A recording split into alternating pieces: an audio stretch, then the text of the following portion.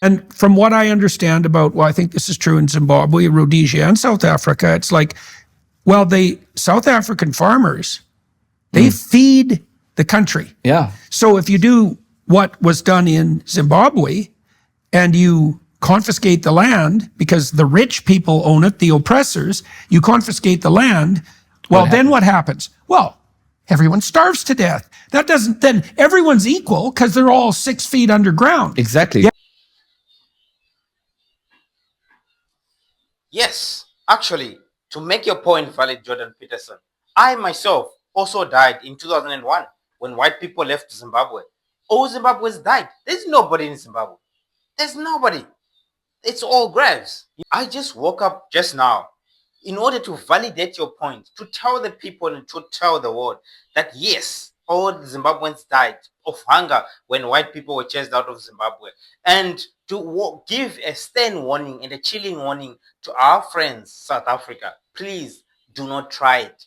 Do not take the land. Don't even think about it. Don't even imagine. Just remember what Jordan Peterson said, 6 feet, you're all going to die. Let me just confirm something quickly with our former Registrar General, because he also died in 2001. So I just want to go find out about the population numbers in Zimbabwe. Okay, I'm back. Yeah, he said to me the population in Zimbabwe in 2001 was 11.97 million, which means almost 12 million. And today in 2025, the population in Zimbabwe is 17 million. It actually grew by 5 million people. I don't know where this nonsense that this guy is talking about, that people are all now equal because they're all 6 feet in the ground. I don't know who died and where did they die. So you said that the antithetical history would be, well, the black people owned the land.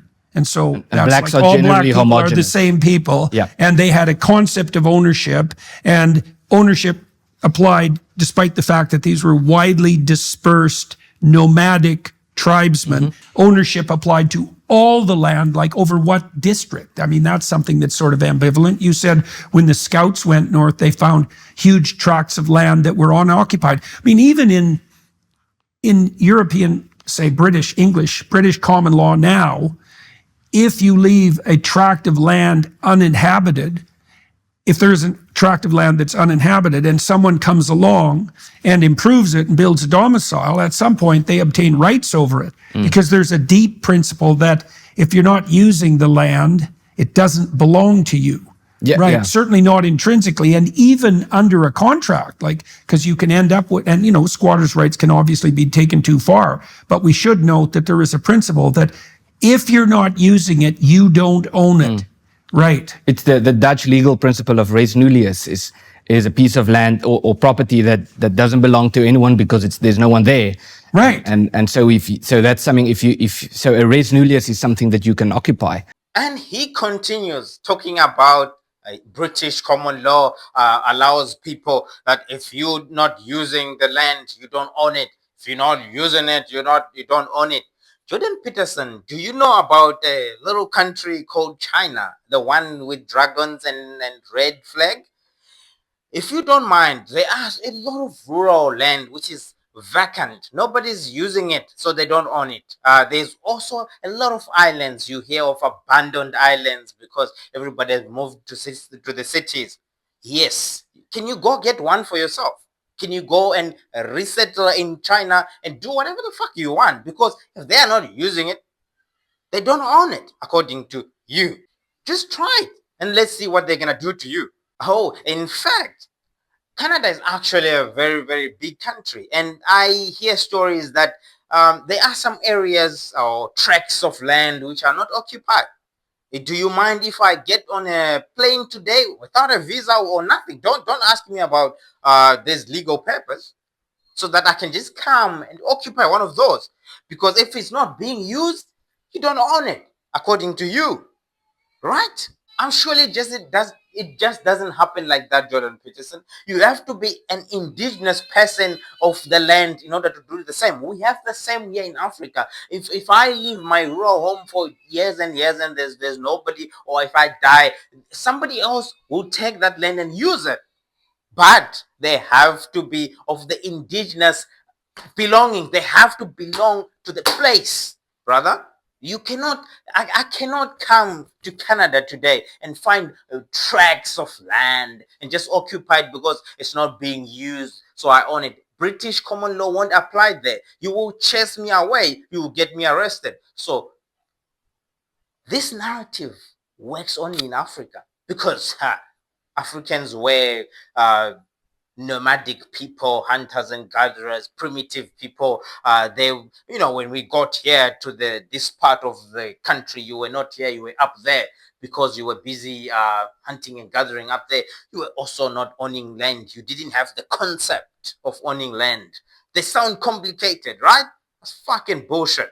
Okay, sir, is there any estimates for the number of people, of Bushman people that were there, say in the 1600s? And how densely populated was South Africa? And what part of Africa exactly are we talking about? Like, Africa's a wallopingly big continent, despite the Mercator projection. And so, and the people who Americans think of as black, they occupy Africa south of the Sahara Desert, but fundamentally north of where South Africa is. Like, how far up were the Bushmen? How far to the north were the Bushmen the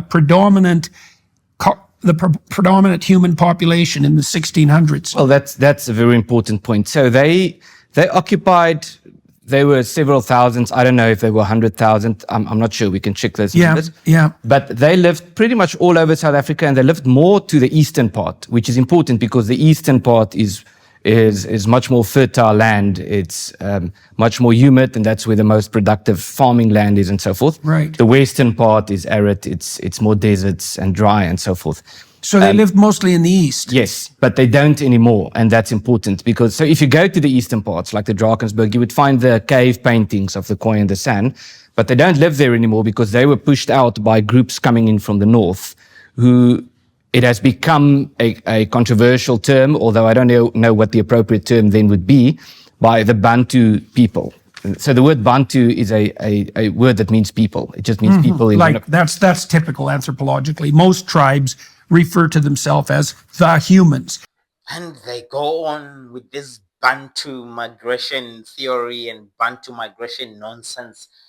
I am honestly speaking, amongst us as Black Africans, please, if anybody knows this history very well, I need to do a thorough research of the deaths and the facts around this nonsense that is being preached over and over again, now being used,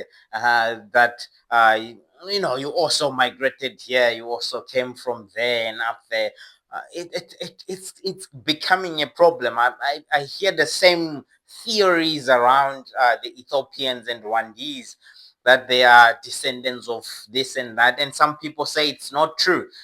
There's an agenda to try and divide the people and try and cause conflict amongst ourselves. We have no problem with our diversity. You are the one who wants to bring this as an issue, that they're not the same. You can't just bundle them as black people. Yeah, we are black people. You can bundle us together. You are fine. We're good with that. Our diversity, we know each other. Us know our diversity better than you do. So don't worry about that. It's fine. We can bundle us as black people. It's fine. Who cares? And really makes a laughing stock out of Africans. We are so disgraceful as black people because what happened when colonization ended and these black governments took power,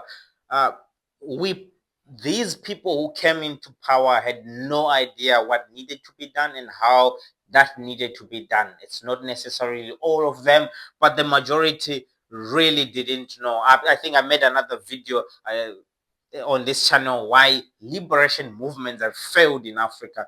And the problem, they got to power, they didn't know what to do, and they didn't even try and make efforts to learn and try to find out what they need to do.